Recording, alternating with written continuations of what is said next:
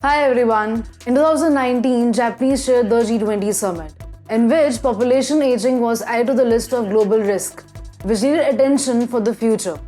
This was in response to the event occurring for the first time in human history, wherein the number of people aged above 64 outnumbered the number of children under 5 years of age. In other words, the populations of the nations of the world are rapidly aging. Not only this, in the South Asian countries, and talking specifically about China, the working age populations are facing a rapid rise in the average age, which are creating socially and economically unsustainable intergenerational burdens. This is pretty evident from the fact that in 2016, China lifted off its one child per couple policy installed in 1980, which was placed in the wake of rising uncontrollable population which the nation was in grips of. This policy liftoff was a careful and reactionary move to the demographic transformation which the country has been facing, which is now home to a shrinking labor population and one of the world's fastest growing pensioner populations. So today, with the help of China's example, we will analyze different concepts and principles which drive the impact of population aging on economies, and what lessons the nations all over the world can take from them to adopt a proactive approach. During the 1970s, China was considered a very young nation, with the median age at just 21.9 years, as opposed to its 38.7 years median age in 2020. This shows a huge bump in the average age of a nation in just 3 decades' time. The total fertility rate, which is number of children born to a single mother in a single year, for China stood at 2.65 in 1980. So guys, to understand the relevance of total fertility rate, when a nation's total fertility rate is greater than 2.1, it is said to have a replacement level of population rate, which means its population can replace itself after one generation. And today, the total fertility rate value for China is standing at 1.7, which is below replacement levels, and therefore has given birth to a major concern in the form of a principle known as getting old before getting rich. This principle states that when comparing the declining rate of the total fertility rate with the low per capita income levels of the country, China will not be counted amongst the rich nations of the world based on the current fertility rate and the average age projections. But the question arises, what is so bad about a nation's population getting old? And how does it impact the economy of a nation? The economic impact of aging populations can be understood by the concept known as secular stagnation. This concept was introduced by the economist Alvin Henson in the 1930s, but has found its practicalities in today's time. Secular stagnation states that the economy suffers from an imbalance, which is created by an increasing propensity to save by the people and decreasing propensity to invest. In simple terms, when people in an economy save more money instead of investing that money in the economy itself, it creates a growth slump for the economy. Let's understand this in the context of aging population. Let's say a country X has rapidly increasing senior citizen population, which means lesser labor or working population to contribute in the economy. Now the elderly population obviously is concerned about saving more of their money since they do not have any source of income at this stage of life. So they become the savers in the economy. The working population, to the contrary, knows they have stable jobs, thus incoming income, and thus they are more inclined towards spending and investments rather than saving. These are called borrowers in the economy. Now since country X has higher aging people, meaning higher number of savers, so the spending is less in the economy and the saving is more. This creates a shortfall in demand for the products in the economy.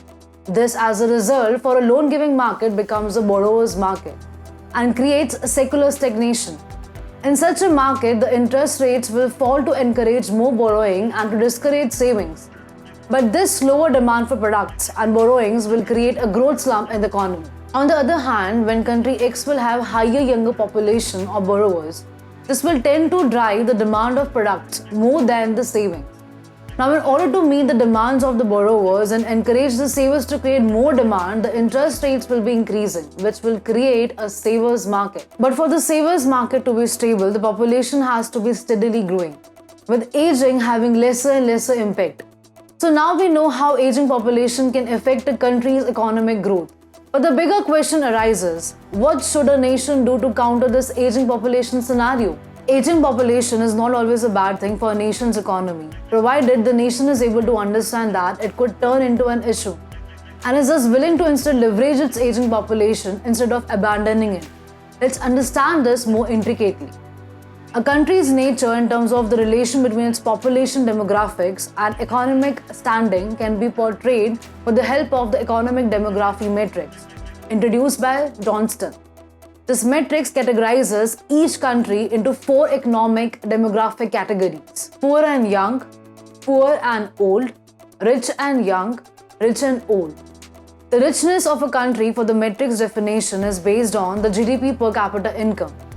If a country has marginal difference between the per capita threshold of $13,000 set by IMF and its current per capita income, then a country is termed as rich. As of 2022, China falls at 75th place in the world in terms of its per capita of 17,000, which although is above the threshold of IMF, but even then, way less than the rich countries of the world, which makes it sit in the poor old quadrant. Now, the significance of this matrix is that it provides a blueprint to the nations for the factors which they should focus on, based on the quadrant in which they fall. For example, China, which falls in the poor old quadrant, should be focusing more on leveraging their longevity dividend instead of demographic dividend. Longevity dividend refers to the growth of the economy and the nation, which takes place based on the contribution of the elderly population to the GDP. So utilizing this dividend can result in improved productivity of the nation over longer lifespans, therefore increase in gross national income. For countries falling in poor and young quadrant, their main focus should be driving the demographic dividend further for growth and making proactive preparations to leverage the longevity dividend in decades to come. These nations should also focus on shifting comparative advantage concept, which states that when the labor or working population in a nation is abundant, or in other words, when a nation is young, it should focus on incentives for foreign investments in labor-intensive industries. Contrarily, when the country turns old, meaning the aging population increases and the working population decreases, the incentives should be shifting to more research and technology-based industries to support the aging population and be able to leverage their human capital. As for the rich countries' quadrants, we need to understand first that the pensions and the elderly caretaking forms a big chunk of every nation's budget. So if the governments will keep on allocating the promised benefits in terms of lavish pensions and healthcare, the fiscal hit is just going to deplete the reserves. So rich countries can actually take a cue from Japan's case, which introduced a policy known as MACROECONOMIcs Live, which reduced the benefits given out to the aging population.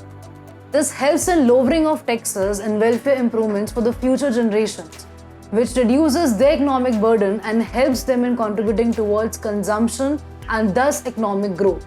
So learning from China's economic demography transition strategy, meaning moving from 1 child per couple to 3 children per couple, makes economic and posterity-wise sense. Not only has China's slower growth in recent years provided a case for this aging population agenda, it has also provided lessons and blueprints to the world so that they can be ready to counter this topic and instead of fearing it, make proactive plans to leverage it when the time comes. That's all for the episode today, folks. If you found the content knowledgeable, make sure to hit that like button below and subscribe to the channel. I'll see you all in the next episode. Mindfulness signing off.